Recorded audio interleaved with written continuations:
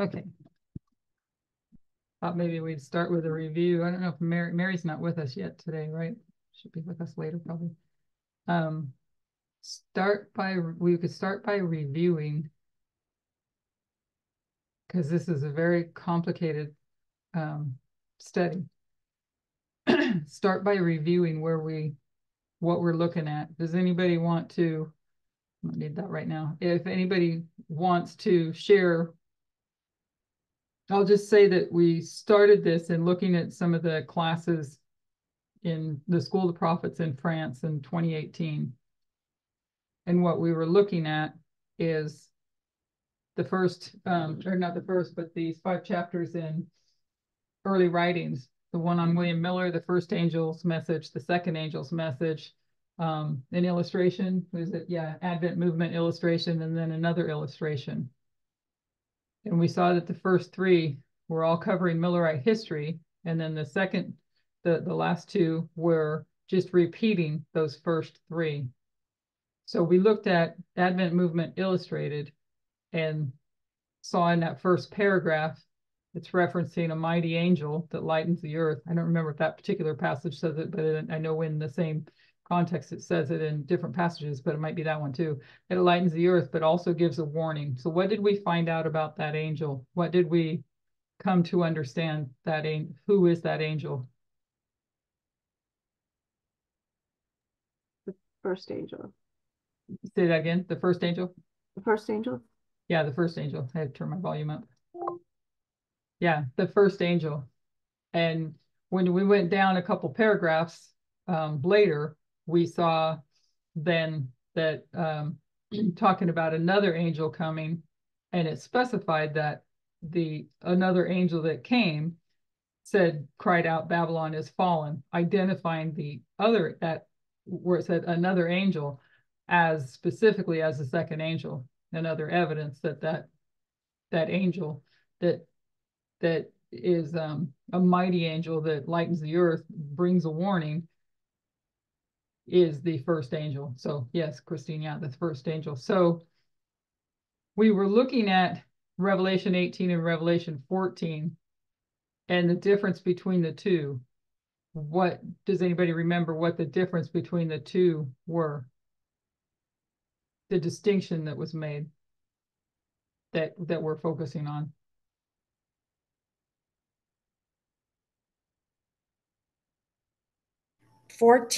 Chapter 14 was representing Millerite history, and 18 is in our time, 1989.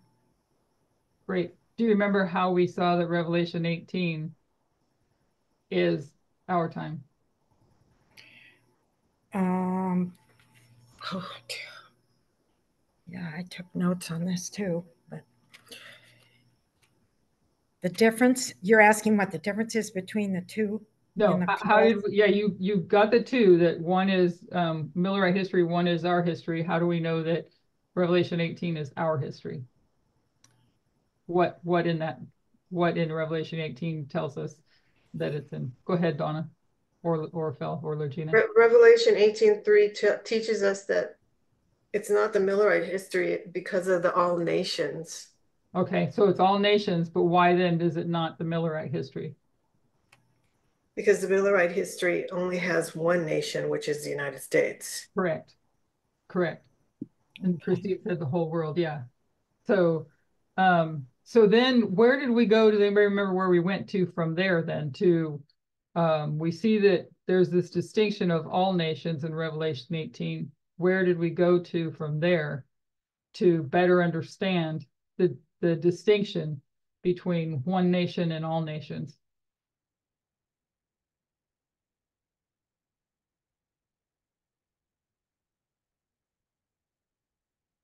It's where we've been working on, where we've been staying put in. Is it the Revelation 17? Yes, 17. Okay, so I'm going to see how much of this I can handle without the notes, so that we all get to where we're walking through it better. I might have notes for reference if I need it, but just for the Bible references and such. Okay, so we want to continue to look at Revelation 17, because there were some questions that came in during the study and also after the study with a few more questions. Can you see the board okay? Okay. Yes. Okay. If that was any better than that, puts a light on it, huh? So there were a few questions that show that we still don't fully understand it.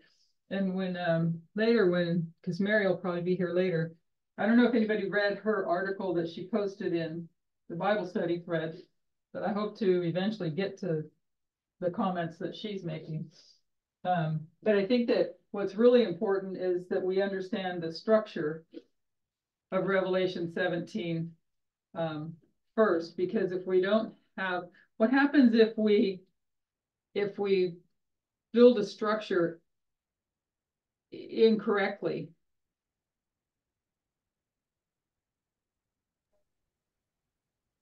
Well, if the foundation's off, then everything else is off. Right.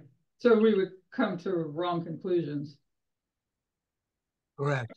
So we would come to wrong conclusions. So we have to understand the structure of Revelation 17. And I do not profess to understand all of Revelation 17, but I hope to get through just the part that we're working on here. So what we went through, we looked at Revelation 12, 13, and 17. 12:3 tells us that there's 7 heads, 10 horns, 7 crowns. And this chapter then identifies who this beast is. It's talking about a beast, and the beast has 7 heads, 10 horns, and 7 crowns. Who does it say that beast is in Revelation 12?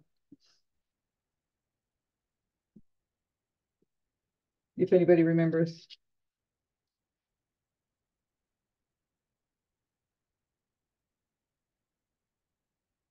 Verse 9, if somebody wants to, it's a dragon. It doesn't say beast, it says dragon. Who is the dragon? Is it pagan Rome? Say that again.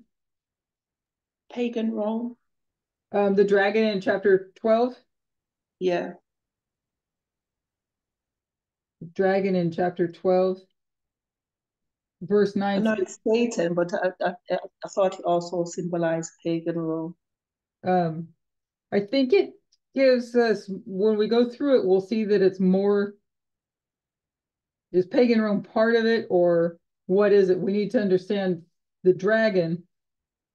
And then also understanding that while it's called a dragon here, which then defines it, as you just said, as Satan, right?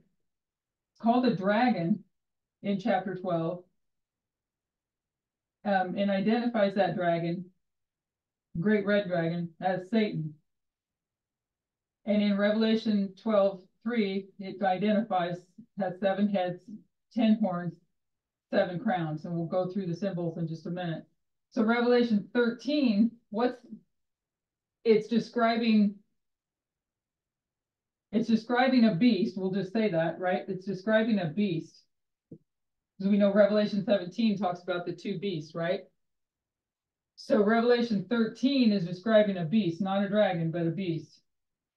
But it also has 7 heads. It also has 10 horns. But in 13:1, there's a distinction here where here there are 7 crowns and here there are 10 crowns.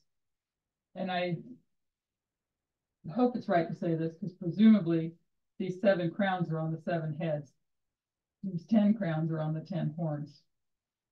But it's describing a beast here, describing a dragon here, and identifying that dragon as Satan. So then when you go to 17, you have a beast again being described with 7 heads, 10 horns, and that's all that's there. There's no crowns. You go through the verse later and you'll see that crowns come later. Okay? And this beast also is scarlet colored, right?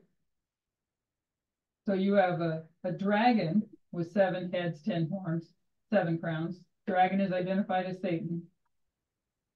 13, you have a beast with 7 heads, 10 horns, 10 crowns.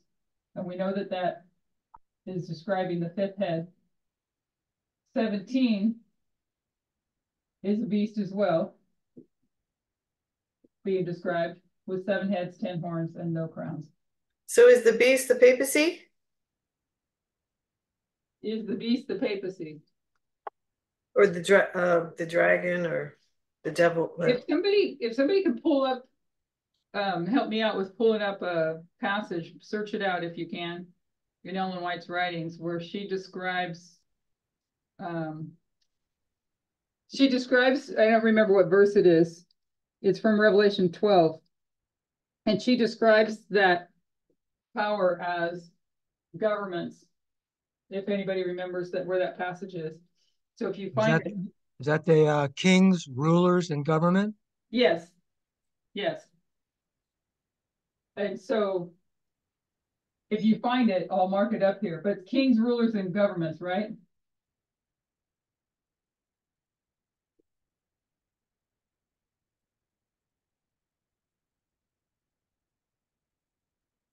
Okay. And that's from the Spirit of Prophecy. So this dragon, what we are seeing here is the symbols being the same with a few differences.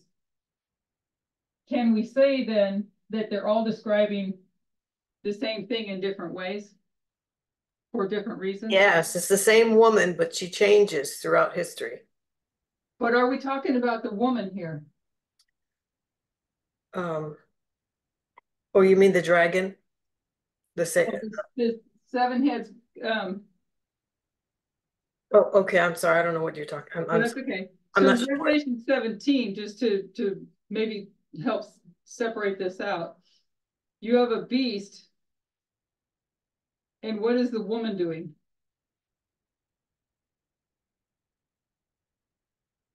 It's when she's riding it. She rides it. So is she the beast? No, She can't be the beast if she's riding the beast, right? right, separate entities. So you have a woman, you have a beast, and a woman that rides the beast. Okay, so the beasts are governments and political Yeah. governments. Yes. Okay. Political.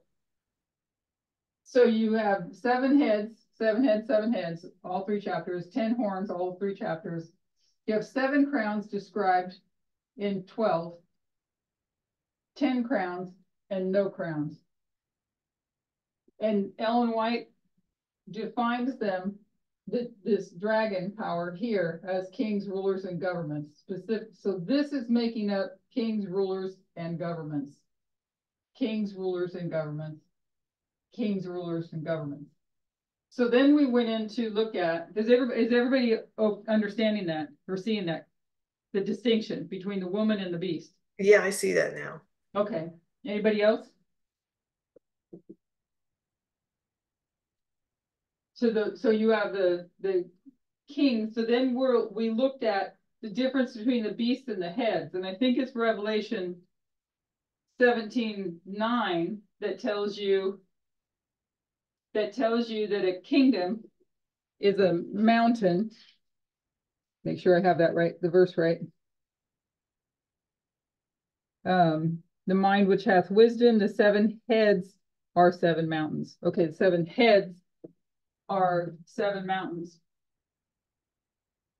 And we looked at verses that show us, I don't think I have them written down on here. We looked at verses that show that a head is a kingdom, and you could see that a kingdom is a mountain. And some of those places that we pointed out, the kingdom is a mountain. One is where, I know I have those in here, so give me just a second. One is where you have Revelation 21:10 telling us that a mountain is calling Jerusalem a mountain. Isaiah 2 verse 3, the mountain is Zion. So you have Jerusalem, the kingdom is a mountain. Zion, the kingdom, Mount Zion is a kingdom. Jeremiah 51:25, you have Babylon is described as a mountain. So you can see that a mountain, verse 9 of 17, the mountain is a kingdom. And then when you want to find the head, you can also go to, I think Isaiah chapter 7, I think tells you what the head is. That head is a head in a kingdom or synonymous. And then Daniel 2:37 as well, 37 and 39. We can see that a head is a kingdom. So a head we saw is a kingdom, is a mountain. Does everybody follow that? We're okay there? Yes. Early writings 93. Do you want to read it? If you would mind reading it. Thank you.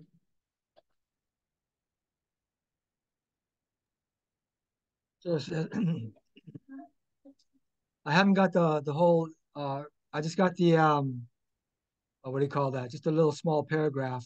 Okay. Says kings and rulers and governors have placed upon themselves the brand of the Antichrist and are represented as the dragon who goes to make war. Let's see. Here we go. Rulers have placed upon themselves the brand of Antichrist and are represented as the dragon who goes to make war with a saint, with those who keep the commandments of God and have the faith of Jesus. In their enmity against the people of God, they show themselves also guilty of the choice of Barabbas instead of Christ. So the dragon, this dragon powers, people have identified, kings, rulers, and governments are identified as Antichrist or as the dragon. Or could you say the kingdom of Satan?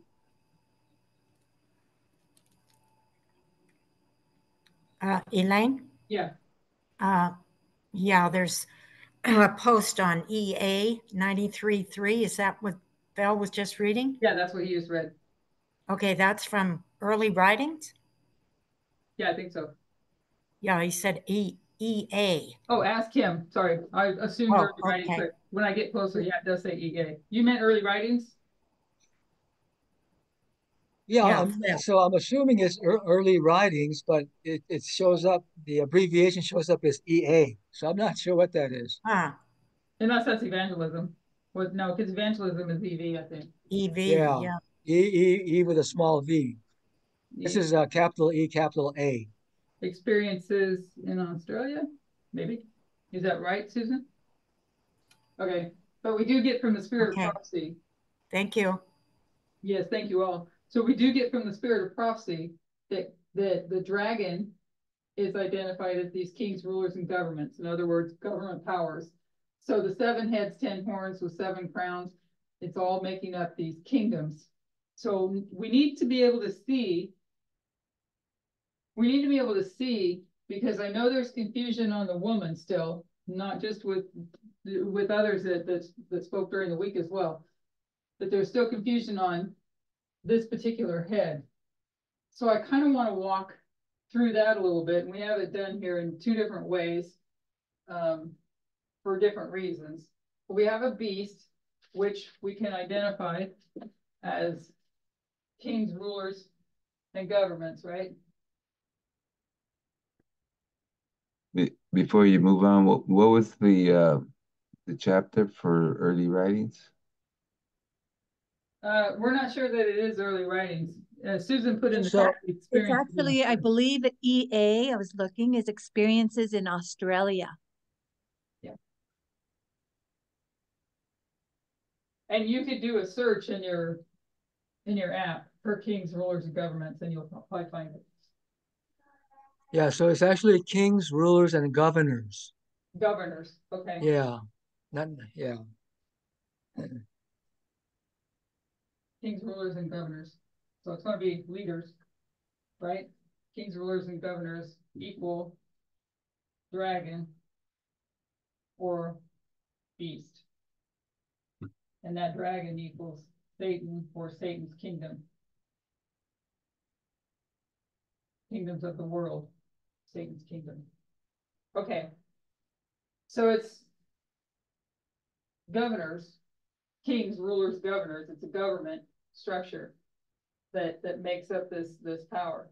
And what we're tracing, and we talked briefly about Jeremiah and Zedekiah, where Zedekiah was is marking the Sunday law with the fall of Jerusalem, with the final siege of Nebuchadnezzar, Babylon on Jerusalem, that final siege. We saw that history. We didn't look into it, but the history of Manasseh all the way to Zedekiah, and we see the warnings going all the way through until finally Zedekiah's eyes are put out and he's taken away captive. And there's just a few remaining people, however many there were left in Jerusalem to tend the land and such. Okay. And we also know that to be the scattering of God's people. And we also looked at Lamentations chapter 2. I don't remember what verse. Might have been verse 17. I can't remember. But anyways, talking about this power. Let me look it up real quick. This power that came in. Lamentations 2. Where the horn comes in. I think it was chapter 2.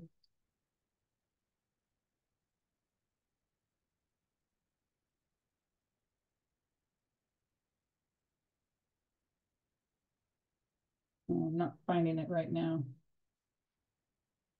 I read it off to us a couple of weeks ago. If anybody maybe wrote it down, I don't know. Because it could have been 3, but I think it was 2.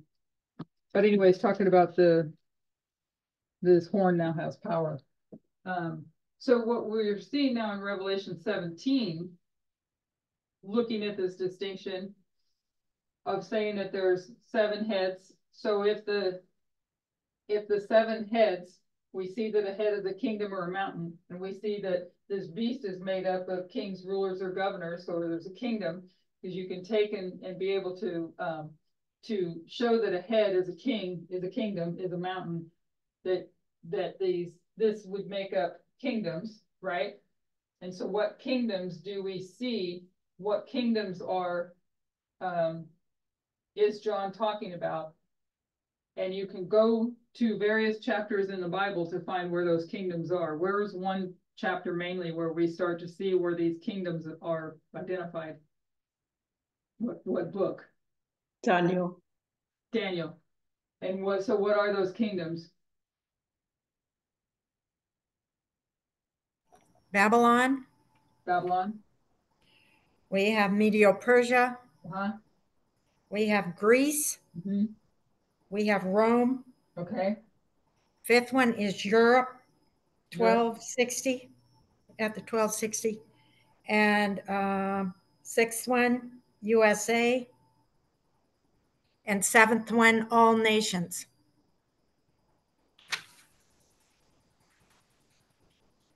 All nation. Okay. So is there anybody that, because she just set it out as Europe, is there anybody that has a problem with saying the 5th head is Europe?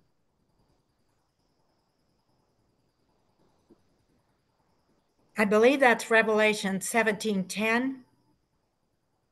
I have that on my notes for the 5th king. But it doesn't say in there that it's Europe, right? No. How did we come to see that? We can look up. What is General Adventist thinking about that 5th head? It is the papacy. Papacy. That's yeah. papacy. And that's kind of why I wanted to bring this up. If we're really going to work towards understanding that Revelation 12 tells us that this beast, or this 7, it calls this the dragon. And 13 calls it a beast, and 17 calls it a beast. And this dragon is Satan, identified in the chapter as Satan. Using the spirit of prophecy, we see that this is represented by those that branded themselves with the name Antichrist. They're against God, right? Would that mean that they're kingdoms that fight against God?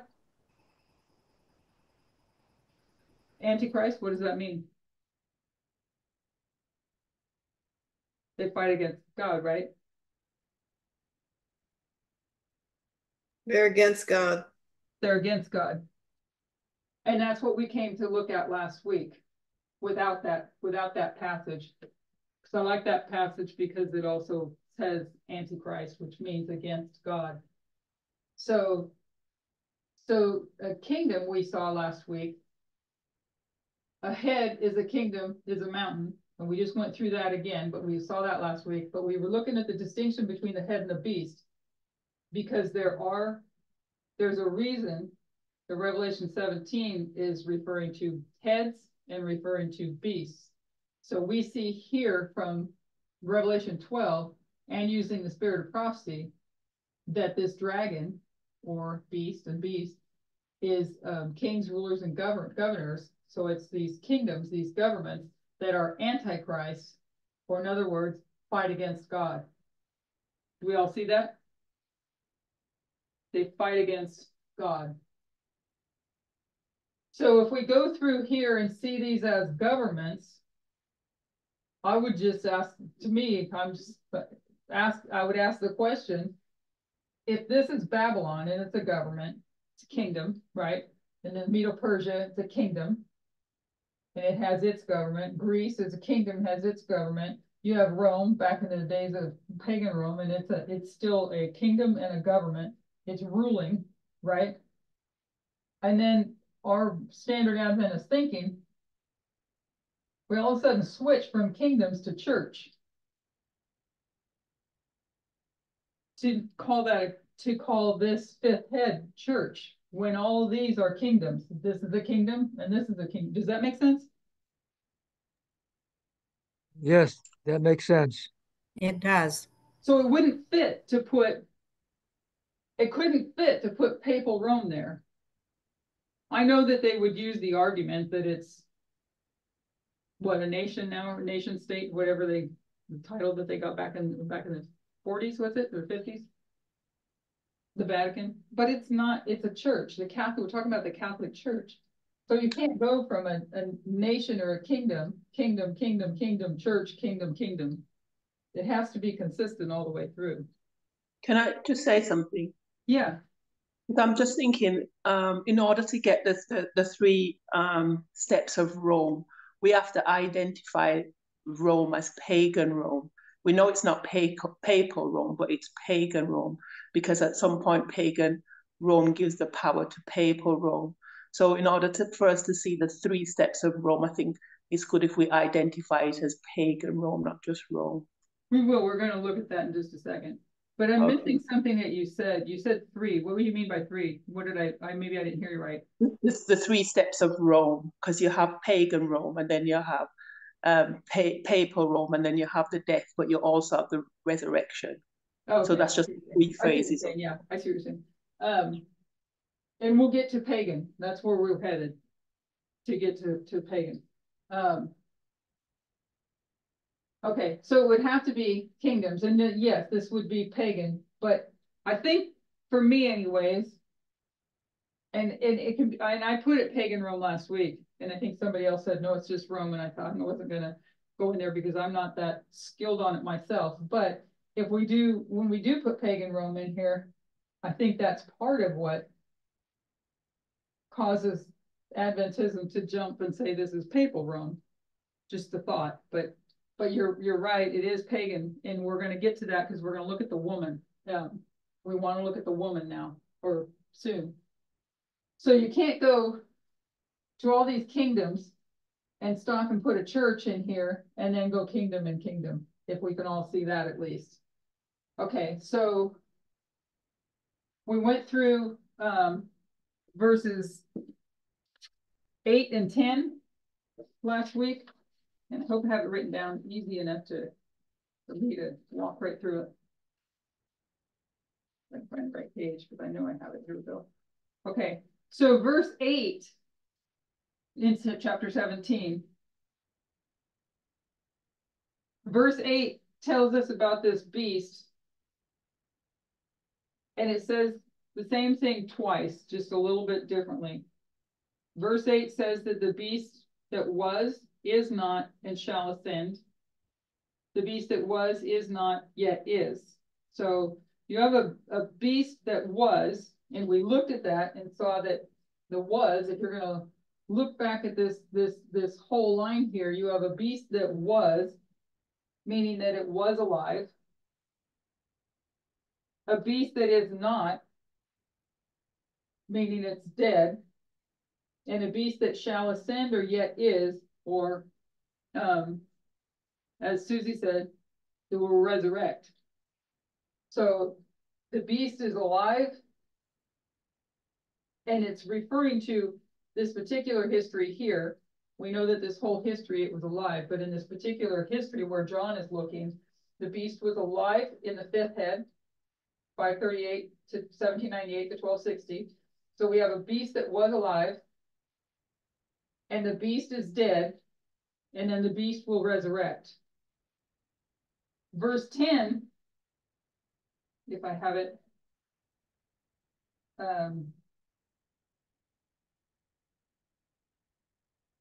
we did verse 9, the seven heads being seven mountains. We looked at that, which the woman sits on. So the woman sits on those seven heads, sits on those seven mountains, these seven kingdoms the woman sits on. And it's important to remember, Revelation 17 says she sits on all seven. There's seven, and she doesn't say that she sits on six. She sits on all seven. Okay, so verse 10 talks about the beast that, and that one I don't have in here, unless somebody wants to read it real fast. I can read it. Go ahead. Thank you. Verse 10, there are also 7 kings.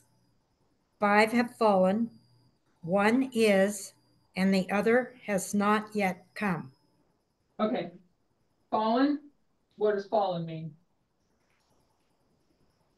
Dead. Dead. Yeah. So dead. So we have this multiple ways here we're looking at it. So there 5 are fallen, meaning they're dead. 1 that is, meaning it's alive. And what did it say about 7? And 7 is, and the other has not yet come. Not yet come. So not yet born. Elaine, just going back to the woman sitting on all 7 heads. What verse was that? Is that verse 7? I think it's in verse 9 where I had it in my notes. Okay. Can you just repeat that? Jackie, you want to read it again? Yes, I can. Do It's you in want 9, me to right? read verse 9? Yeah, verse 9, sorry. Okay. Here is the mind which has wisdom. The 7 heads are 7 mountains on which the woman sits. So the woman sits on 7 mountains. Thank you. Right? 7 mountains, yes. I am not the artist.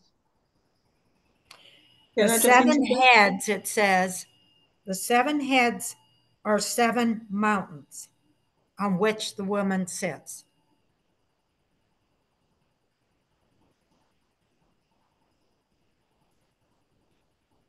Okay. So she sits on all 7 of them. Okay. Now, if we can do this well, I hope. Is there any questions on what we've looked at so far? Are any comments, or are we all in agreement? Is there anybody not in agreement? So by that, we're saying that all those 7 kingdoms have some kind of component of religion, right? Because the woman is a church, so it's some kind of religion. Correct. Okay, all right. Thank you. Correct. I just wanted to say something about the 7 heads, because we're saying that she's sitting on 7 heads. I know the Bible says she's sitting on 7 heads, but it's not literal, because if 5 heads don't exist, 1 is in the future, she's only sitting on 1 head at a time. Correct. It appears she's sitting on 7, but she's only sitting on 1 at a time. Correct. And you can see that time passes and it's sequential. Hopefully everybody understood that, but thank you for clarifying that, because it is sequential in time. That as each head has its turn as a kingdom, she is sitting on this head. When it's Medo-Persia's turn, she's here. When it's Greece's turn, she's here. Rome, she's here. And then Europe, USA, UN, she's here. She's here at each successive kingdom. Did everybody follow that? Thank you for making that distinction.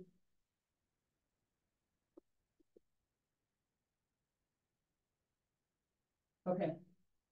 So she sits on all of them, and we just walked through that.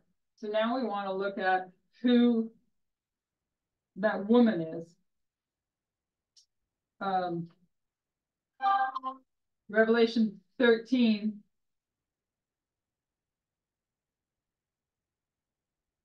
Revelation 13 covers the history of the coming out of the history of the papacy as the woman, but it's specifically focusing on the beast. Is that correct? Revelation 13? I think in our Adventist thinking, we always want to assume that Revelation 13 is talking about the papacy. But verse 1 says, I stood upon the sand of the sea and saw a beast. It doesn't say he saw a church. He saw a beast rise up out of the sea. And what have we identified the beast to be?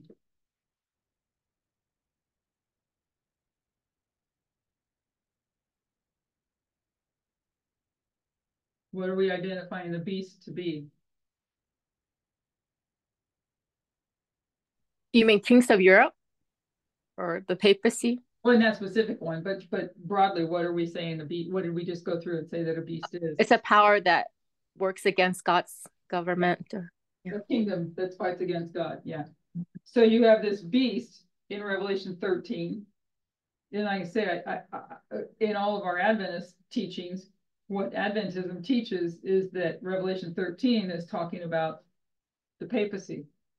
But if you did a proper study, doing a proper study, as that Susan put in there, Adventist Church teaches there are 7 hills in Rome, which doesn't stay consistent with mountains as kingdoms. Yes, because they're not looking at, they're not studying reading the Bibles correctly, and I've been myself guilty as well with that. You have to have consistency throughout, and a beast is a kingdom that fights against God. So they take that beast and put that beast as the papacy. In other words, they're saying this here, this 5th head is the papacy, which we just walked through and show that you can't, it would be inconsistent to put a church here in place of a government. So 13 is talking about the beast. And what is the main subject of Revelation 13? We were talking about beasts, but what is the subject of Revelation 13? The image of the beast. The image of the beast, right? And so to understand the image of the beast, you first have to know the beast, correct? Okay. Yes. So we're understanding that a beast is a kingdom or a government that fights against God. But there's a woman that sits on all of them. So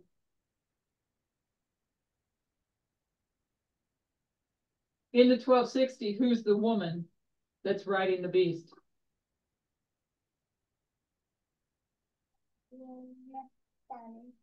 The papacy. It's not the papacy.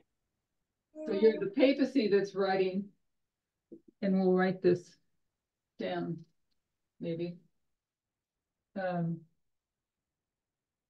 So the 5th head, the woman equals the papacy. Did we also call her the Catholic Church? Yep, you can do that Okay, too. good. Yep. Okay, because we know a woman is a church, right? Okay, so the papacy, what is the woman here in Medo-Persia? Did the papacy exist back here?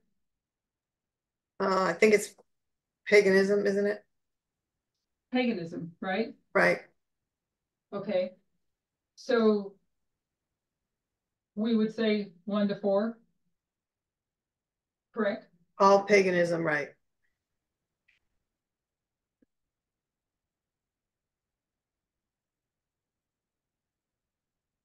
So it's a religion of paganism. And I was kind of thinking about this morning before we got started with, like Daniel, in the book of Daniel.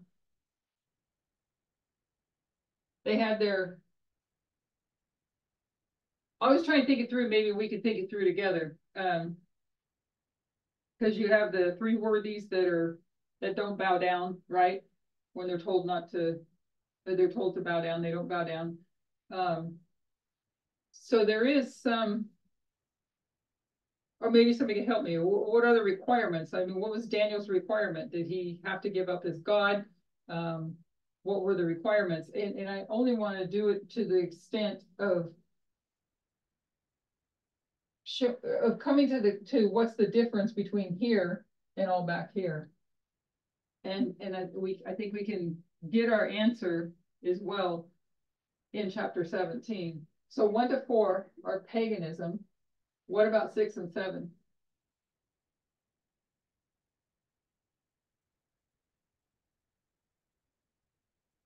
Well, we know 6 is the Protestant church, but ultimately it's, and then the 7 would be, the 7 would have to be the Catholic Church. So I guess the 6 would actually be the Catholic Church too. I mean, when you really think about it, paganism, the Catholic Church is so pagan themselves that it only makes sense that paganism would turn into the Catholic Church because it's so paganistic themselves. Maybe somebody knows where it's great controversy. I don't remember what chapter it is. Maybe somebody can look that up.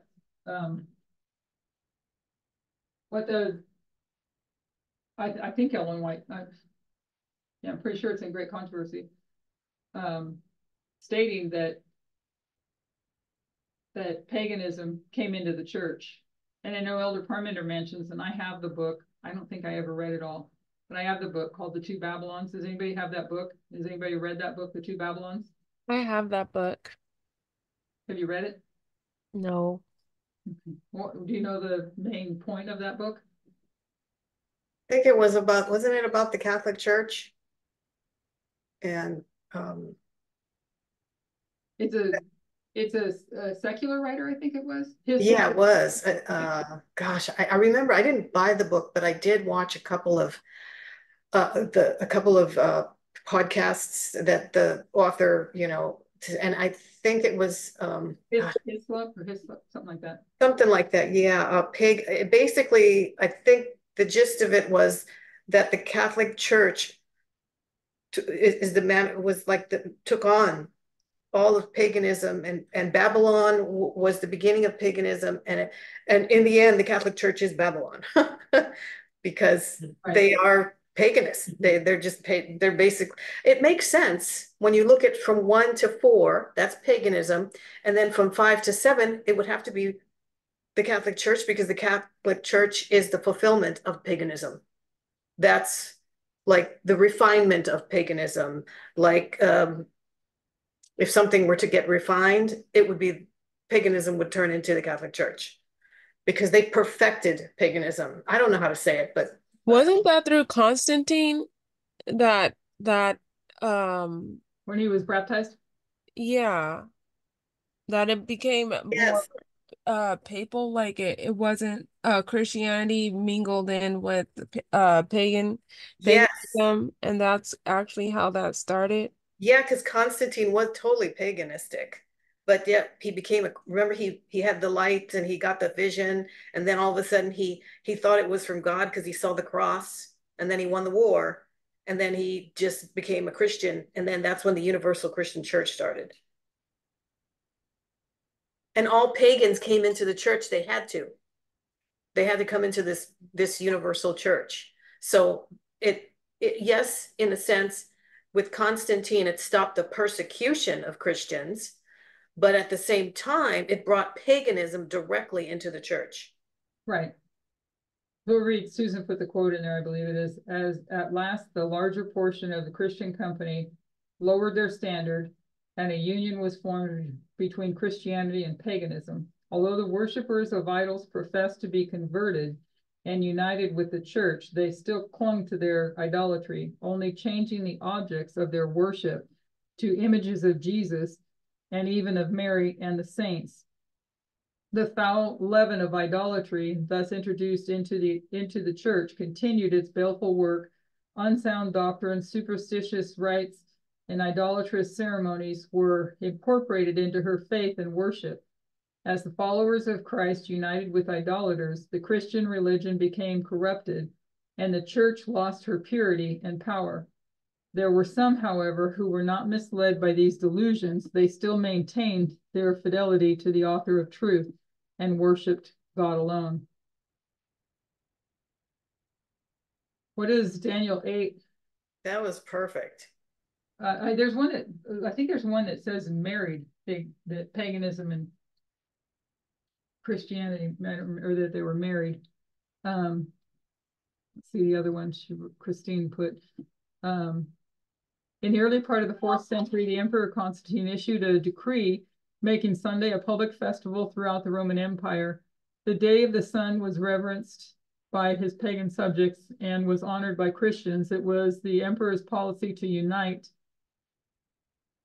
Lost my place. Hang on one second.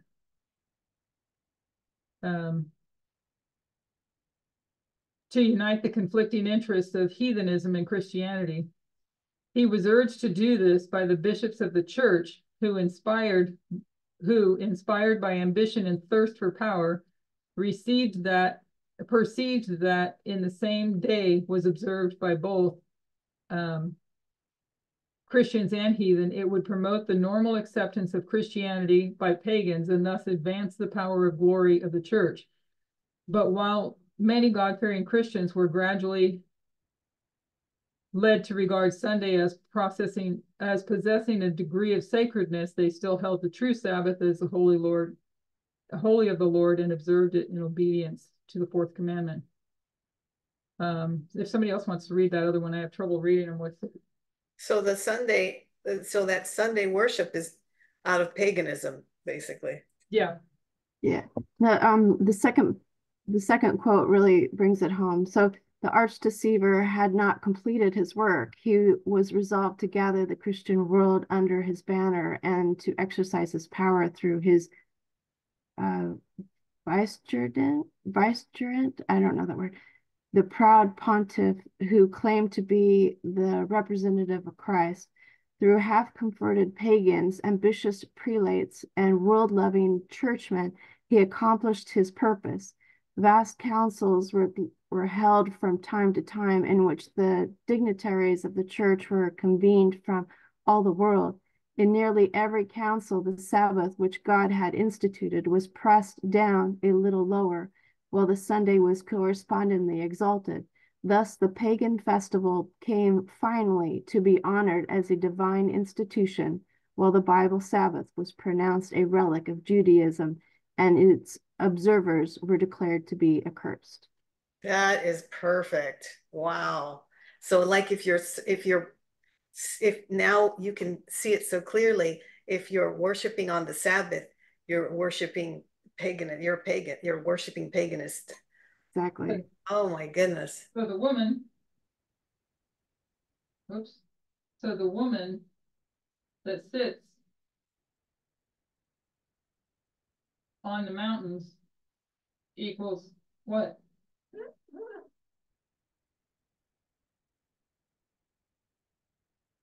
What is she? Pagan? Papal. No paganism. Papal is paganism, right? Yeah. Yeah. It's synonymous, actually. She looks if you look different. Yeah. The other thing I wanted to point out, so she looks different. It's still paganism all the way through, but she looks different in this. In Revelation 17 describes, what color is the beast? Scarlet. Red, scarlet. So there's a distinction in the beast when you get to hear that she's scarlet. What makes her scarlet? What makes the beast scarlet? Because the woman is sitting on a scarlet colored beast. So I want to make sure I say that right. So the beast is scarlet colored? What made the beast scarlet colored? Blood of the saints. Blood of the saints. The killing of the saints. Is that what we said? Yeah, the Yeah. blood of the saints. The blood of the saints. Yeah. So the scarlet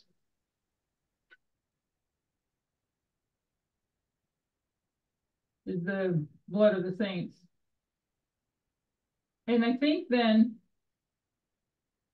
I would ask the question, because I want to make sure that I understand it correctly. Because what I was thinking about this morning is if the beast is scarlet colored here, first of all, if the beast is scarlet colored because of the blood of the saints, who killed the saints? She did. Huh? Well, she did. She? The pagan church. Who? No, who? The papal church? Who's it's the beast is scarlet colored, and the beast is scarlet colored because of the blood of the saints. So who killed the saints? The beast. The beast. Right? Yes, the government. So the government is the one that kills the saints. The government is the army because the woman doesn't have an army. So she's the strong, the sword is the government that the woman uses, the Catholic Church to kill people. Basically, the Catholic Church uses, and you can really think about the Catholic Church also using Protestantism today, because Protestantism doesn't realize they're being deceived, but they don't realize it. But they're the puppet. I don't know if I'm ready to get to that part, but we definitely need to get to that part. No, you're There's a fine. puppet master, and that's the Catholic Church. Right. And Protestants don't even know they're puppets. So that's a combination of church and state then. Yeah. And I'm not ready for this, but anybody else that would be, I think we talked about it last week, because you could go back and look at Ahab, Herodias, and Salome, the daughter that danced. Herod. I said Ahab, right? Thank you, Herod. I've got two stories in my head at the same time. Thank you. So Herod, you have Herod who does not want to kill John the Baptist, but who wants John the Baptist dead? Herodias. Herodias. And she uses her daughter. And she uses the daughter to do it. Exactly. And the daughter deceived Herod. Exactly. In order to get Herod to kill John the Baptist. The Salome is the Protestant church. The Catholic Church is Herodias, and who's the daughter doesn't deceive the Catholic Church deceived the daughter, right? Well, no, what I'm saying is that the daughter Salome, she doesn't deceive Herod. She's dancing before Herod, and Herod asks her, what does she want? And I'll give you like the half of the kingdom, And then she says, I want the head of John the Baptist. And so it was the mother who told Salome to ask for the head of John the Baptist. And so when Herod asked Salome, what does she want? And she said that's what she wanted. Herod had to grant her he didn't have to, but I guess that was their policy that, they don't take back their, Ellen White goes into more specifics as to the reason behind it. But once the king makes that promise, they can't go back on it. Well, he publicly asked her, what do you want? And she told him. Right. And so he couldn't, once she told him, he had to give that to her as part of their, what do you call that? Like, their ruling type of thing where they can't take something back. He didn't want to be, well, Ellen White explains more because it was also about a pride issue and didn't want to, look bad in front of all the others and say, no, I'm not giving you that. But he had already said that he'll give it. not knowing what she would ask for. And then, yeah. But Salome was doing the bidding of her mother. Right, because the mom told Salome to ask for the head of John the Baptist. Right. So Salome did a dance of deception to deceive Herod. Because she didn't do that truthfully. She was deceiving her ex-father, whoever, whatever you want to call him, and to get to the wishes of her mother. So it was her mother that was Salome was just a pawn. In other words, Salome was a pawn. Right, right. But I don't know if that dance was deceptive or not, but I'm just saying that she did dance. And I mean, I guess that's kind of a detail that's irrelevant, but I don't know if that was deception or not. But the mom was using the daughter, and that the mom knew that Herod would be drinking and all of that and took advantage of that moment and had her daughter dance. I don't know if the dance was deceptive or whatnot, but the thing is that Herod asked her, what does she want? And the daughter told Herod that she wanted the head of John the Baptist, which was through the influence of her mom, because her mom is the one who told her to ask for that. When Herod asks you, what do you want? Tell him that you want the head of John the Baptist. So who's Herod? Herod represents his state. And Herodias? Would that be Protestantism, apostate? Catholic Church. Catholic Church? Yeah, why would it be the Catholic Church? Why would she be the Catholic Church? Because you're killing God's people. And she's the mother. The mother, thank you. She's the mother. And then you have Salome is The daughter. the daughter. So if you put that together,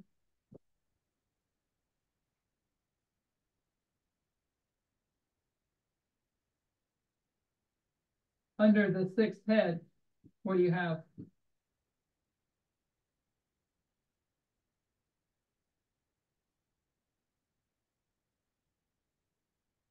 I'm not in the watch the chat. So if you put this into the sixth head, who would the state be? USA? USA? The mother? Mm. So the papacy, wouldn't it be? Or we'll go ahead and stick with the same. We'll stick with Catholic Church. The papacy, yeah. Then Protestantism. Protestants.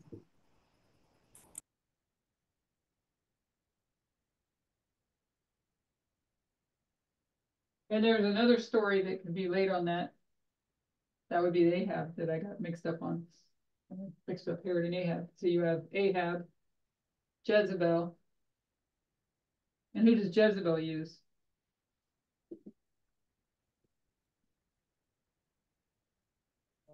Jezebel uses Ahab. No. Oh wait, sorry. What wrong story? I mean, the false prophets. Yeah, the Uses the false prophet. The false prophet, that's right. The false prophets. So Herod or Herodias wants John the Baptist dead. There has to be some deception, whether or not we've defined that yet. There has to be some deception for Herodias to trick or deceive Herod so that he would kill John the Baptist. And she uses the daughter to do it. So I think Don is correct in I don't know if we have it. Gloria puts it kind of nicely too. She puts deception and she puts equals conspiracy theories. That makes sense too. So there is a deception that causes Herod against his will.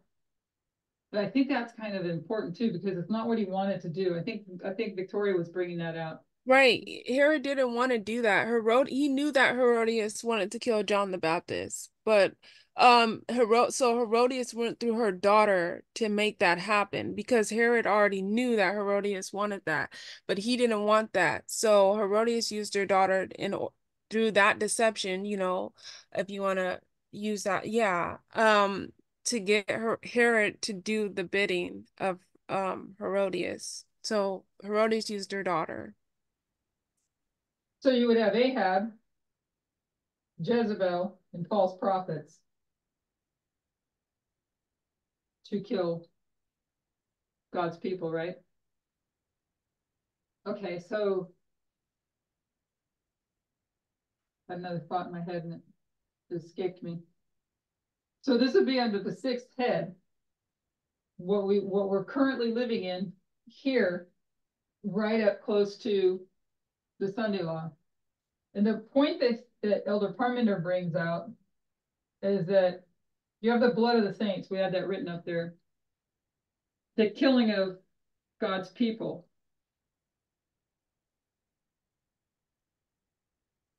I don't know if I'll be able to explain this one right. So Susan says, similar to the pride of the GOP that goes along with Trump, even when some know it is wrong, they don't want to lose their power or have their indiscretions revealed. Yeah. Can't hide what eventually everything comes out. Whatever you try to do, everything always comes out.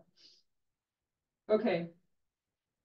So we've seen that the woman is paganism, and we could say in two forms, because I think somebody said Catholic Church. We could say in two forms, or can we say that?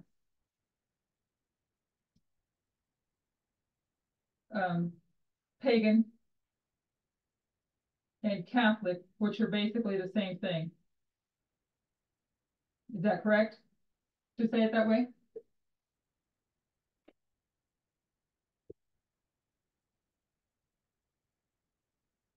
That equals paganism. Is that correct?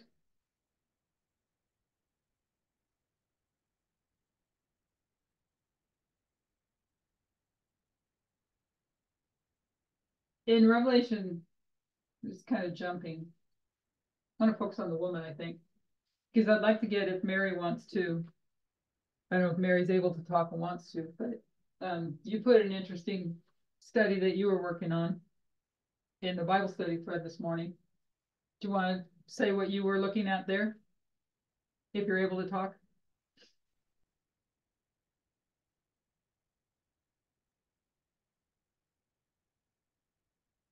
Not sure if she's with us. Did anybody read Mary's study? No, I didn't. No, I didn't. I saw it there. I haven't read it. Where do we get her study? In the Bible study thread? In the what? In the Bible study WhatsApp thread? Oh, okay. Yes. Okay. She posted it this morning. Yeah, How do we get in the Bible study thread? I'm not in there and I didn't get that study. Can someone put me in there, please? Maybe Mary will put it in. You have to ask Tamina if you have contact with Tamina, and otherwise I can get Tamina's number. You talking about the International Bible Study Group? Yeah. Okay. Yeah, you have to ask Tamina. Is they're the only ones that can put you in there. Is it the one that says John, her story? Yes. Okay, I'll get it for you, Lamar. But you'll have to ask Tamina to get you into the Bible study, but I'll get you this study for you. Okay, and if you can give me Tamina's number too. Appreciate it. Oh, sure, yeah.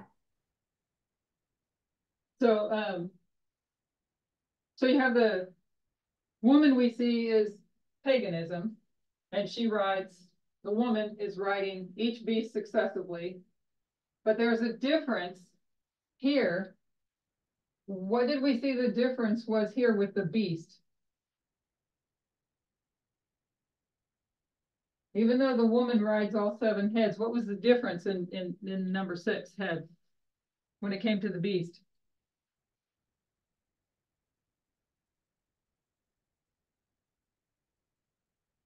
It was dead, right? So the beast was dead. And we talked about last week with using the example of a horse, same example of the parliamentary use, easy one to see.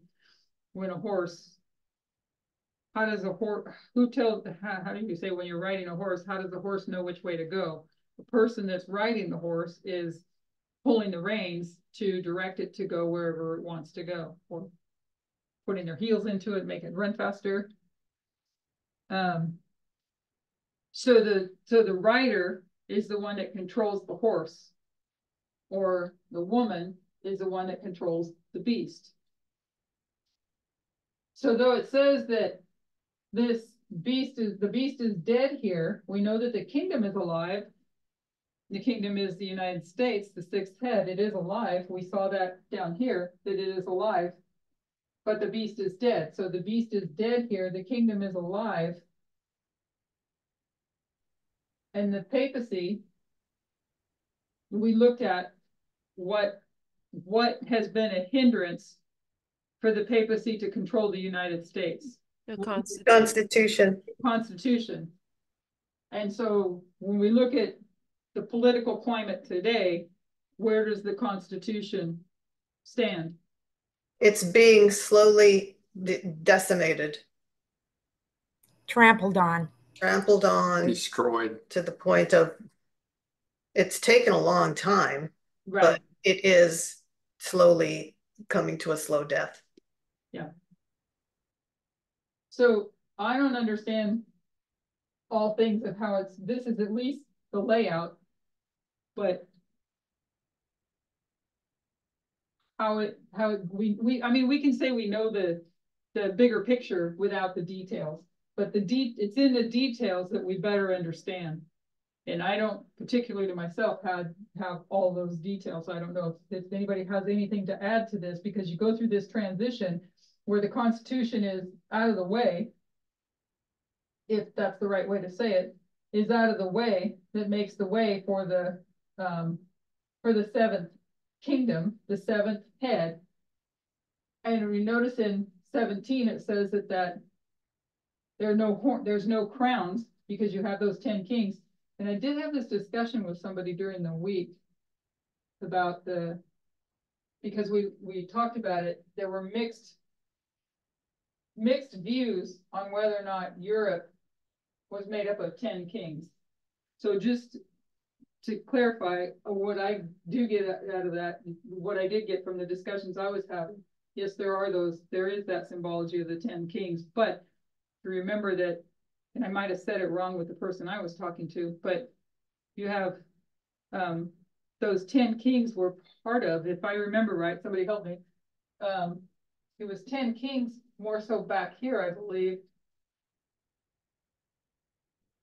Maybe I'm thinking that maybe it's during this time. Maybe somebody help me out. It's been such a long time with that. When you go into the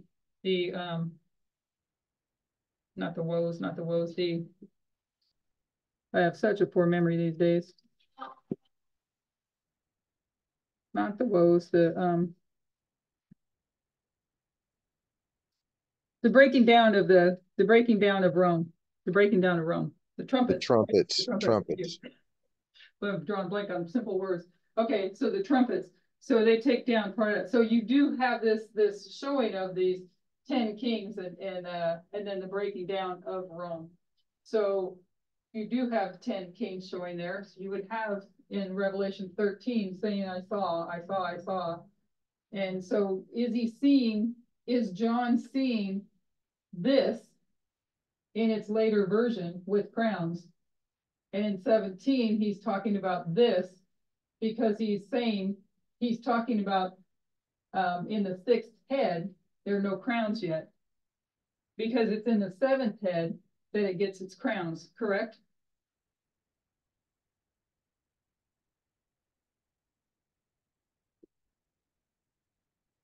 Correct?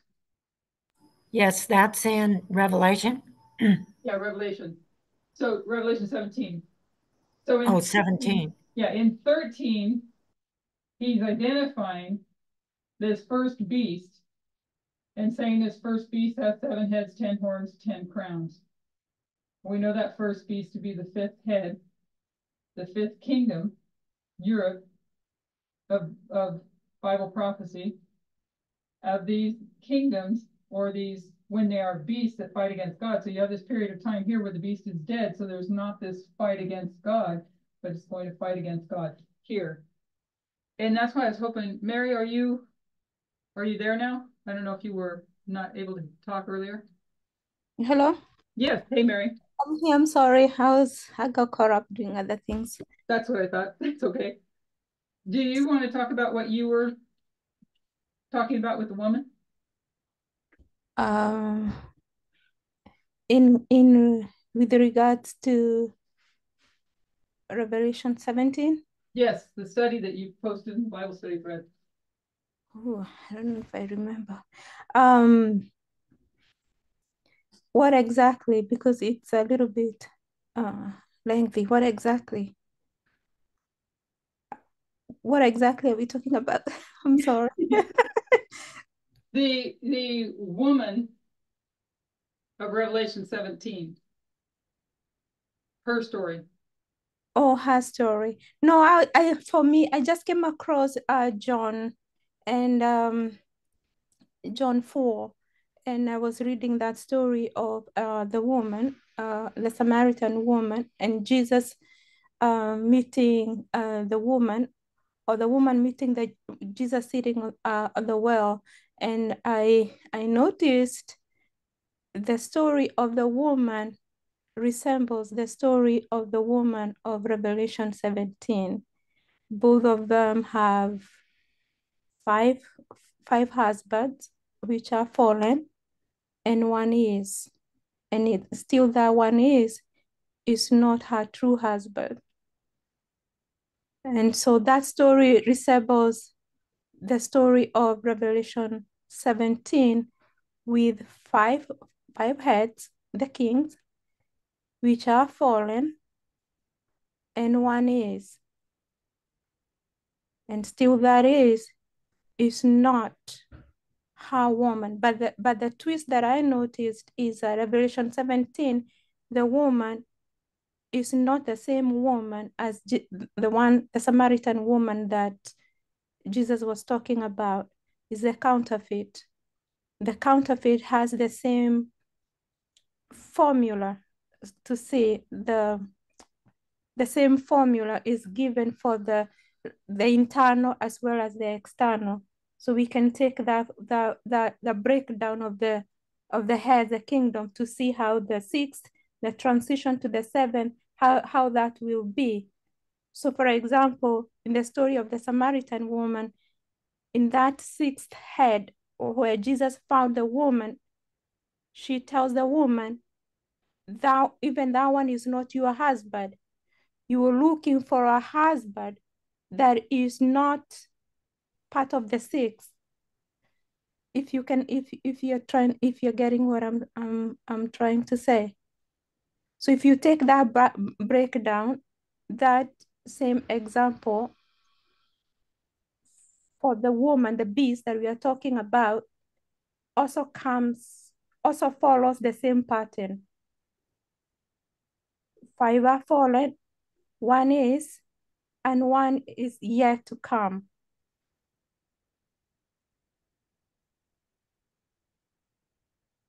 Thank you for sharing that. That is just really eye-opening. Thank you. But I'll have to give some notes to explain a little bit. But I didn't give the notes to explain the breakdown or the transition from the sixth to the seventh. What was it interesting? Could you, Mary, could you explain about, so the five are fallen, that's one woman, and the six is a counterfeit? Is that what you're saying? Yeah, we have two women here. We have the true woman and we have the counterfeit.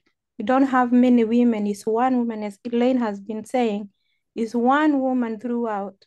This one woman it's in the counterfeit is taking different forms, maybe paganism, maybe a Catholicism, or maybe the apostate Protestants, but it's the same woman. It's the same woman. The heads are the ones that are changing.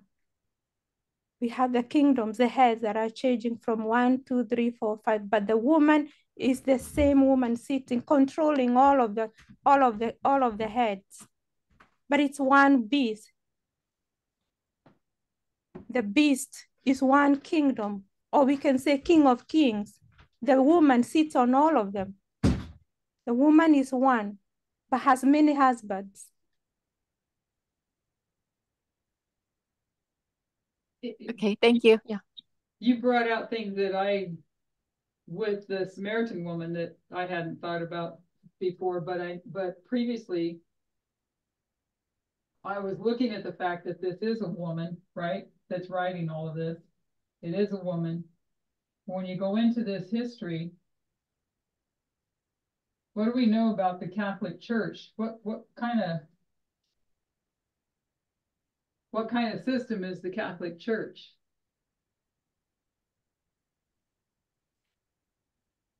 Where does the Catholic Church stand with feminism? It's a counterfeit. Pagan. Counterfeit, pagan or cultural feminism, right? Yeah. Yes. Mary, did you say patriarchy? It's patriarchy, but the patriarchy are the kings, but the woman is the culture, is a counterfeit. Right. So this woman that rides, like you said, call it paganism or Catholic. It's paganism here, Catholic here, but it's paganism to the whole thing. It's patriarchal, right? And at this point, if you take the story of the Samaritan woman, and you can help me if I'm not understanding this correctly, you can take the story of the woman at the well, and Jesus identifies that she had 5 husbands, and the one that is. Does that not leave her at a place to make a choice? Doesn't she make a decision? She is, and Jesus presents her with the questions. Who is your go bring your husband?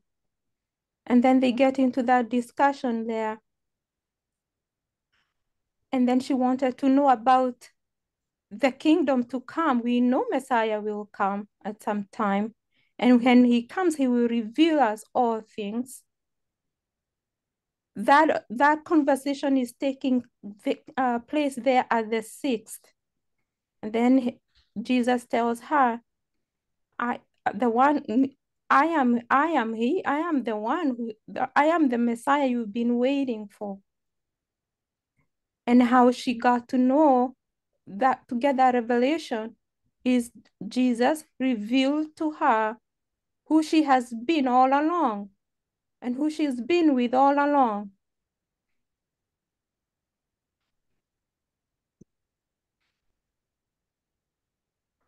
So she decides. She decides who her next husband would be.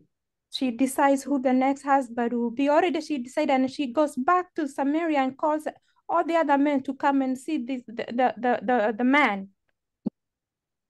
So what I was noticing is that the counterfeit also does the similar thing. We have 2 churches for the counterfeit. We have the woman, or we can call her Salome, or apostate Protestantism, and we have the paganism, so to say, or Catholicism that has been there all along.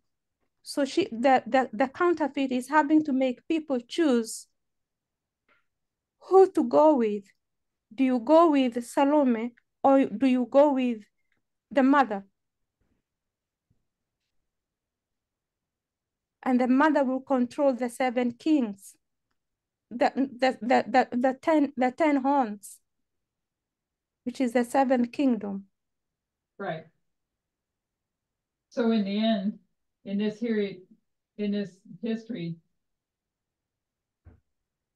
you have, and I don't know if this is right, but this is the way I keep thinking, that I was thinking about it previously, is in that history, you have the choice between 2 women. The husband, yes, but isn't it the choice between? You have the choice between 2 women, and you have the husband there. Huh? You have the husband there, the 7th. The husband? or you have Christ. Or you have Christ. I find it that's really, go ahead. No, go right ahead. It just came up in my head. I just thought about when Jesus was before Pontius Pilate and all the people, and the people had a choice between Barabbas and Christ. That's the same choice that we have today. Choose Barabbas, who was the zealot, or you choose the true Christ. But also the world is also having to make a choice. Do you go with the patriarchy? Yeah, but when you're thinking about the woman, without combining the kings we know they are patriarchal. We are talking about the religion. The religion is the woman. Do you go with the old or do you go with the new? Do you go with the paleo or do you go with the new? Do you go with the liberal or do you go with the conservative? When you think about Herodias and Herod, that was an unlawful wedding.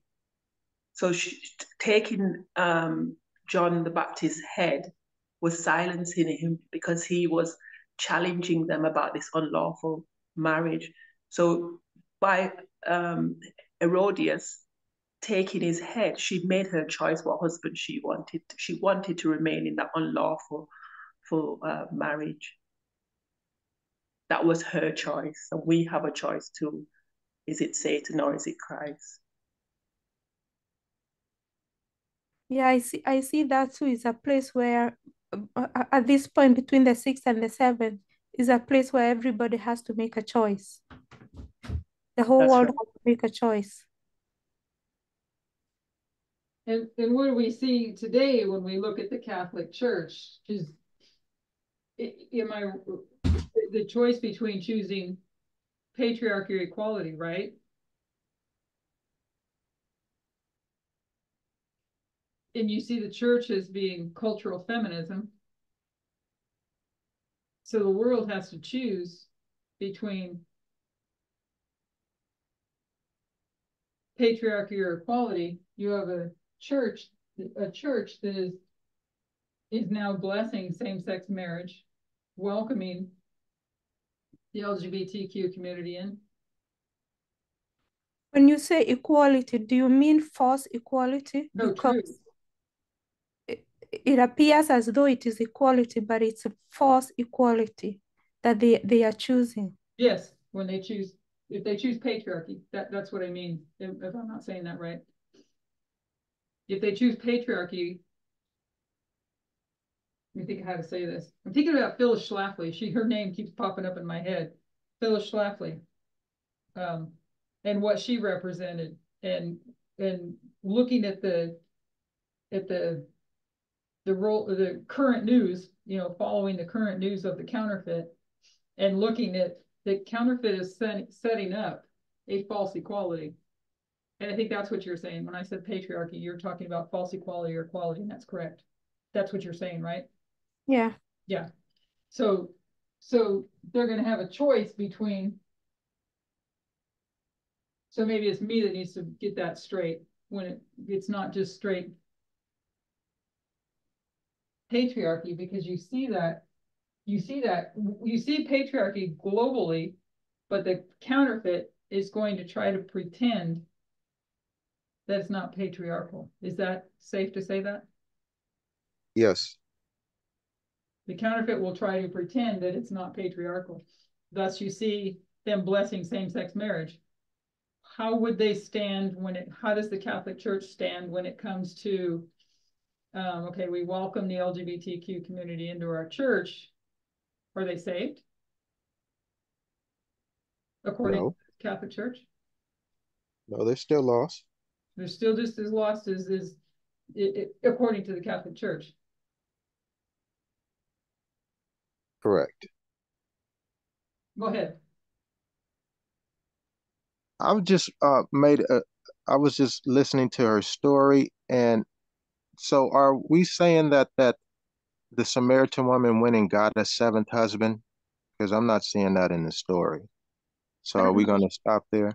And I then don't the know if other she said point, that. oh, and the other point was Rome never changes. And that Samaritan woman changed her position. So I don't know if we can levy that spot on Rome, just those 2 points. Yeah, and I don't know if we can just narrow it down to say Rome anymore because we're talking about paganism, if that's what you meant by Rome. Right. Rome is a We're kingdom down proxy here, now, right? but you're talking about paganism, right? Yeah, paganism as a whole, and is not, aren't we fighting with an image now instead of directly with the actual entity? Yes, but Right. this kingdom that where the beast is dead, this kingdom has to first become a beast. It has to first become a beast in order to cause it becomes a beast in order to cause all the world to wonder after this one. Can I clarify something just quick? Yeah, sure. So, her story, the Samaritan woman, is a story of God's people, God's people in the world. The church, God's people have been under control or have been subjugated by these kings. So God's people, their story is intertwined, or you can see it within these kingdoms. You can see God's people, the experience that they have been under throughout history, from Babylon to the last king. So that's her story. That's the story of the church, separate to the story of the other woman, the paganism, and the relationship between the paganism as the woman and the kings. So those are two different stories or institutions, but all occurring within the same timeline. So the Samaritan woman has to come out of these systems in order to be saved. And I'm not saying that paganism is changing. It doesn't change, but it morphs from one form to another, and thereby deceiving people, especially when we come to the seventh kingdom, where it provides to the people this false equality. So we see during this head, the seventh head, by the message this woman is giving to the world, is warring against Christ. So her story, or what Christ reveals to her, is the true story of women. Yeah, exactly. So God's people get the true story of women when all this history has been about the story of men, right? These men have been patriarchal. And so the woman gets her true story, who woman was meant to be from Eden, and is meant to be to Eden, Eden to Eden, right? Exactly. So at this time, right here, yes, from the 6th to the 7th, we see she realizes who she is, the 144 there. And her story is revealed to us, to the whole world. And let me just ask this for clarity. Her story, the story of woman, but you have the distinction of God's people, God's church, which is a woman. But it's not just, hope I say this right. It's not just made up of actual women assigned female at birth. The bride is made up of any of God's people, right? Exactly. But it's made up of getting the story correct, the story of Eden. Yeah. At the well, I see Christ breaking down patriarchy, because this woman, she came out at that time. I don't know if we're all aware of the story. She came out at that time of the day because of the type of woman she was. Men didn't speak to women, number one, and the women already had rejected her because of her lifestyle. So she came out at that time, and that's why Christ met her, because the Bible tells us, and Spirit of Prophecy confirms, that it was a strategic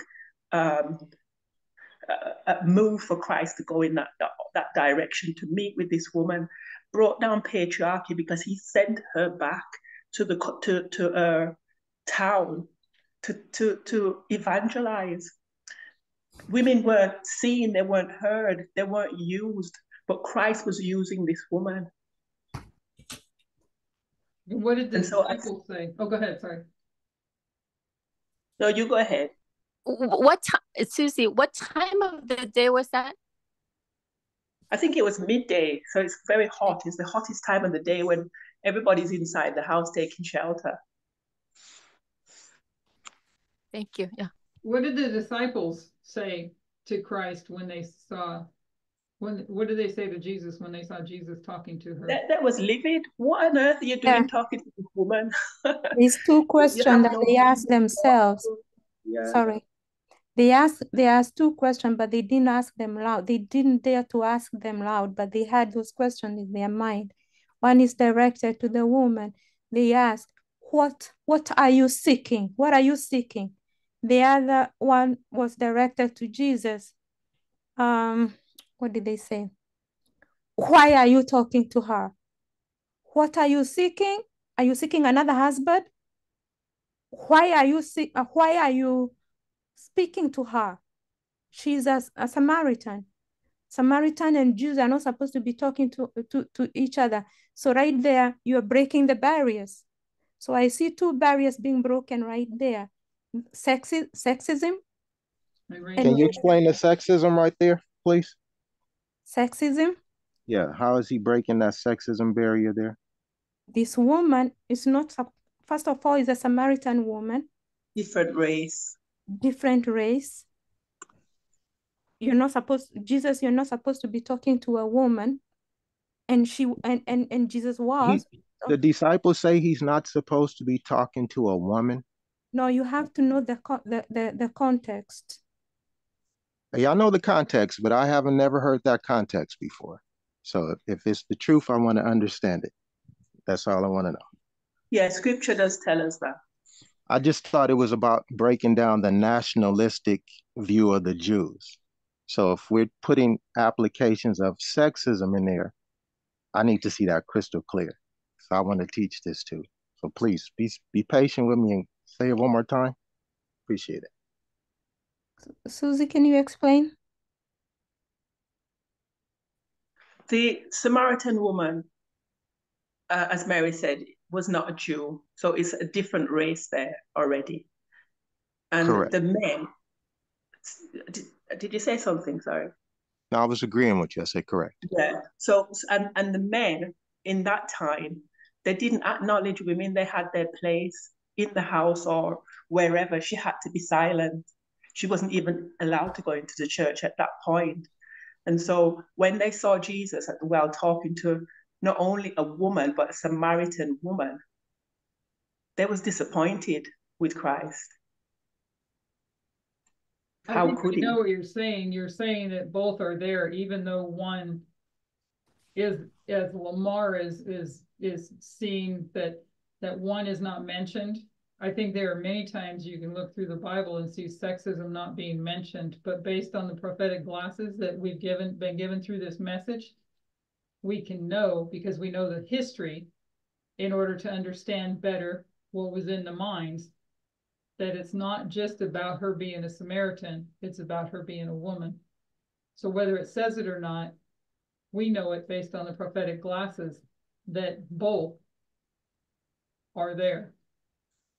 Well, I don't know if we can say that, because Jesus has had interactions with other women and the disciples didn't give him the same reaction. So they don't always just go in on the women when Jesus is just focusing in on talking to the women. So I'm wondering if I just want to find the hook. I'm not saying yay or nay. I just want to see the hook that I can put that on. Lamar And is right. Oh, sorry. Go ahead. and Lamar, you have a point there. But if we're applying it into our time and we see the nationalism, we can see how nationalism is connected to racism.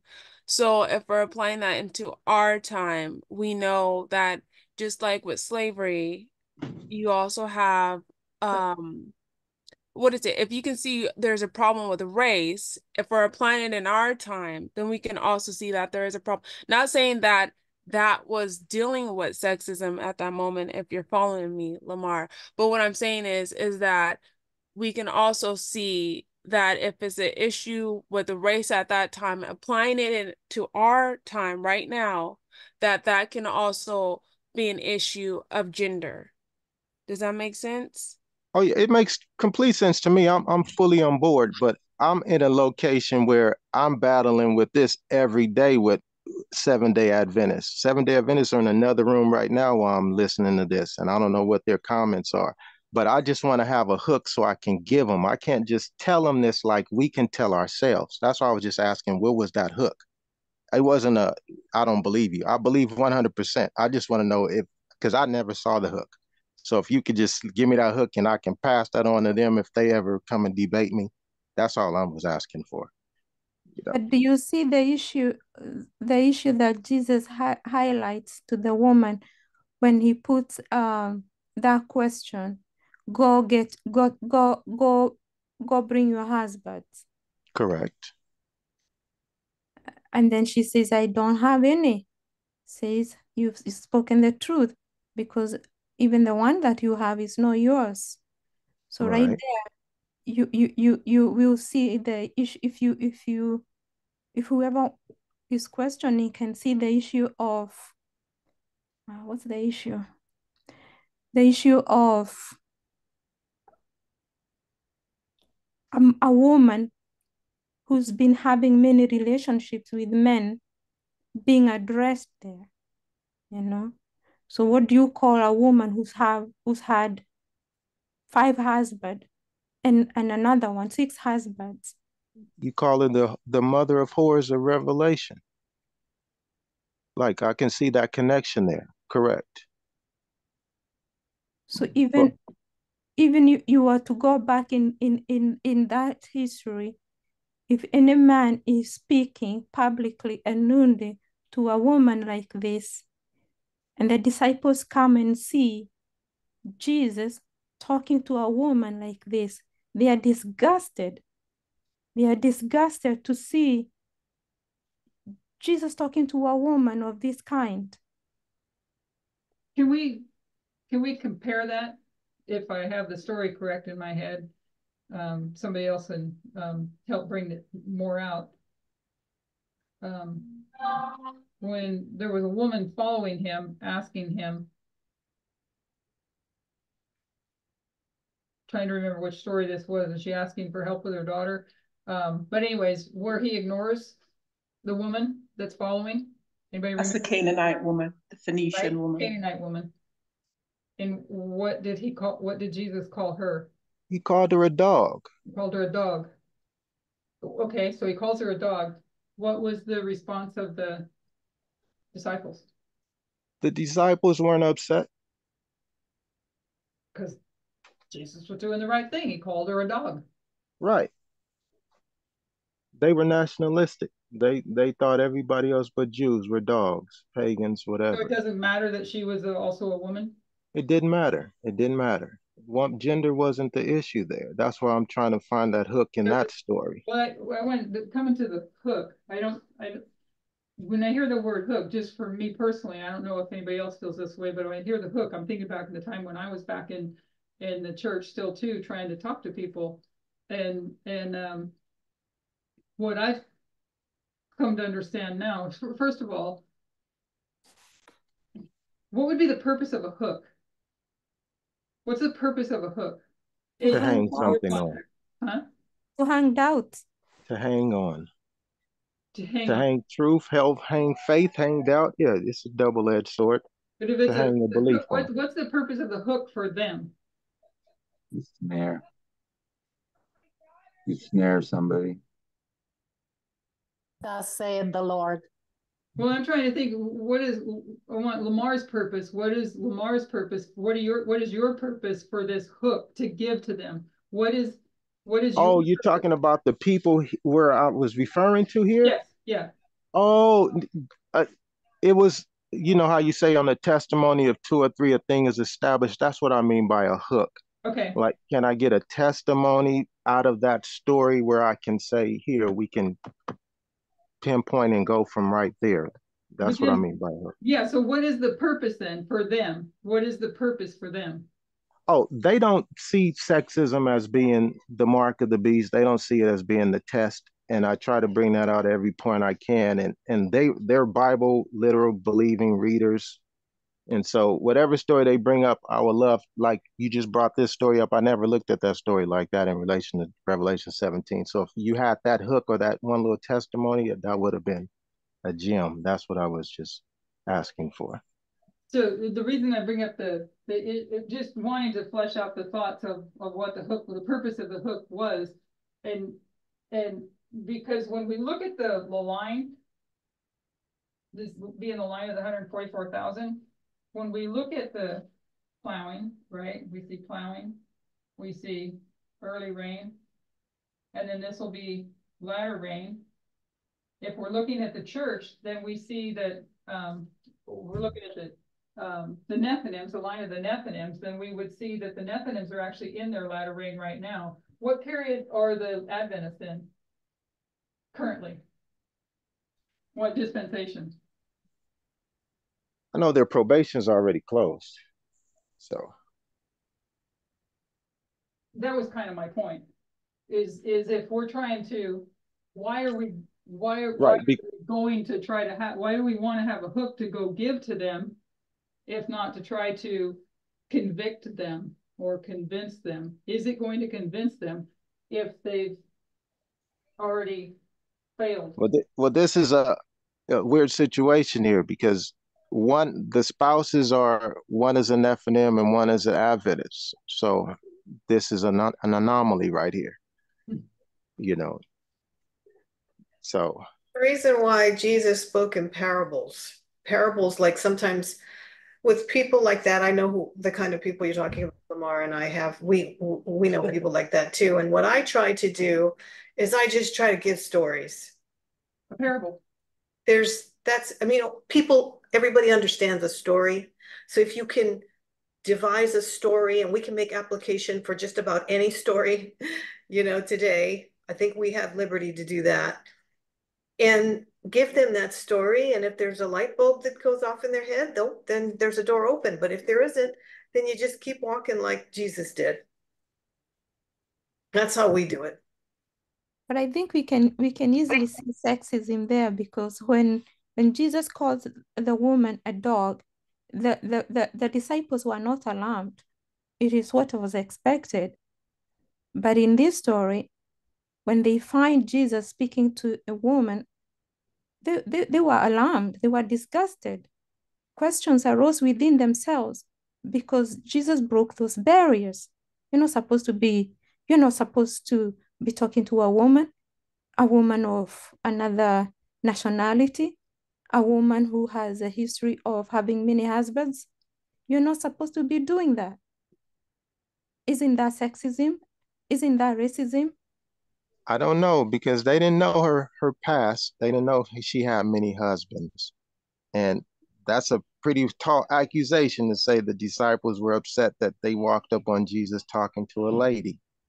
And it might work for us, but I can't pass that on to others. But that'll work if you want to let that work.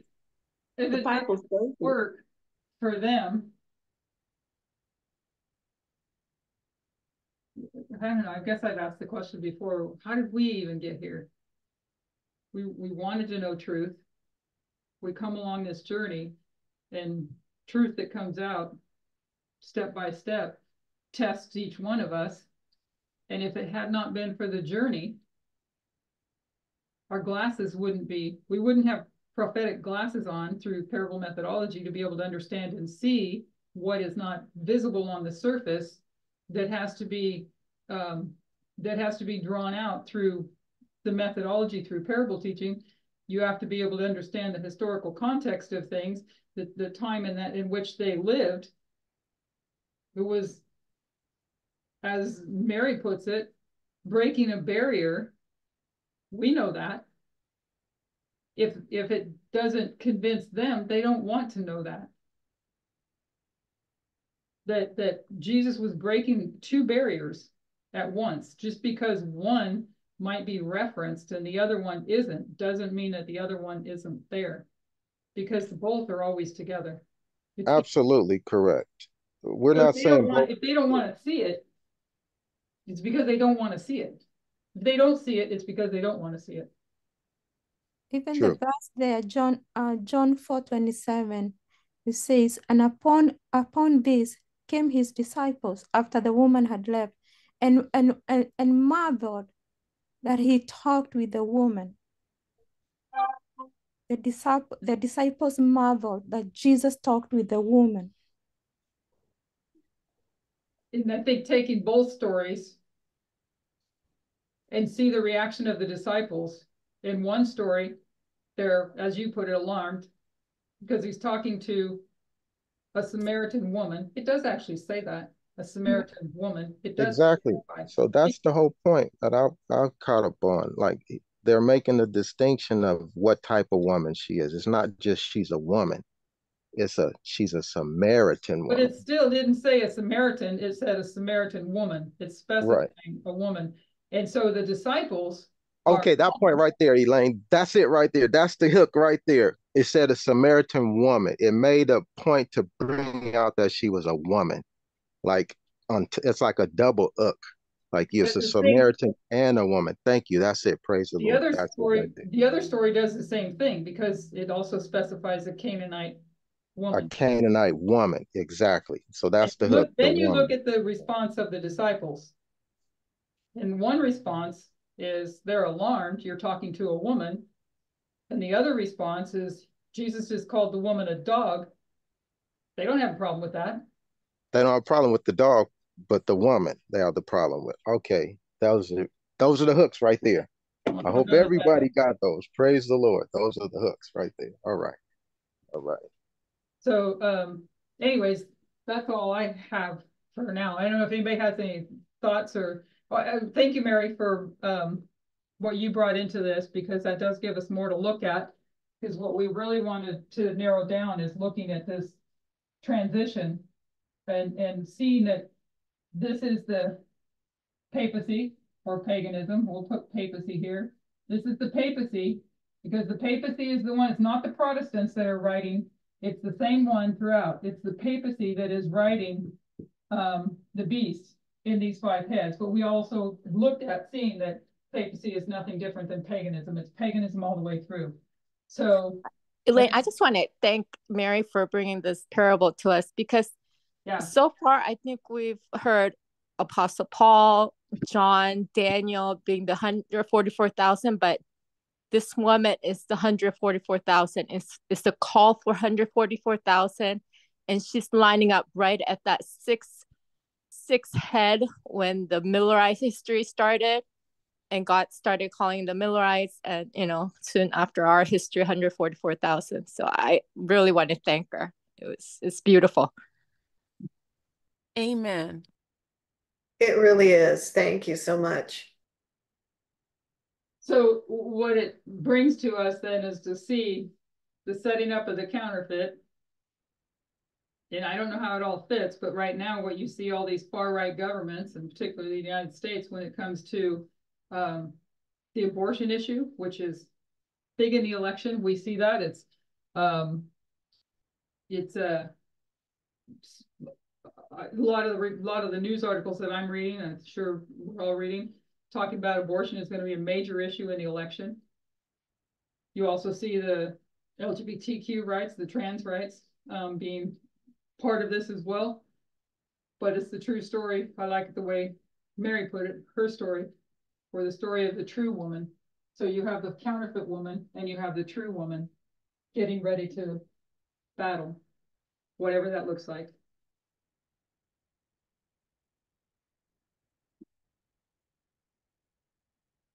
Anybody else before we close?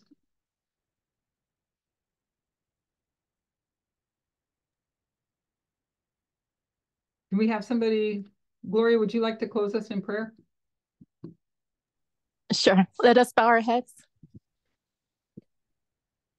Dear Lord, thank you for gathering us here together and bringing our thoughts. And thank you for helping Elaine to explain to us about end time prophecy. Help us to retain all this and be able to apply it in our lives and be able to stand against patriarchy and help us to pass this great test of radical feminism. Continue to be with us throughout the Sabbath day. We pray in Jesus' precious name. Amen. Amen.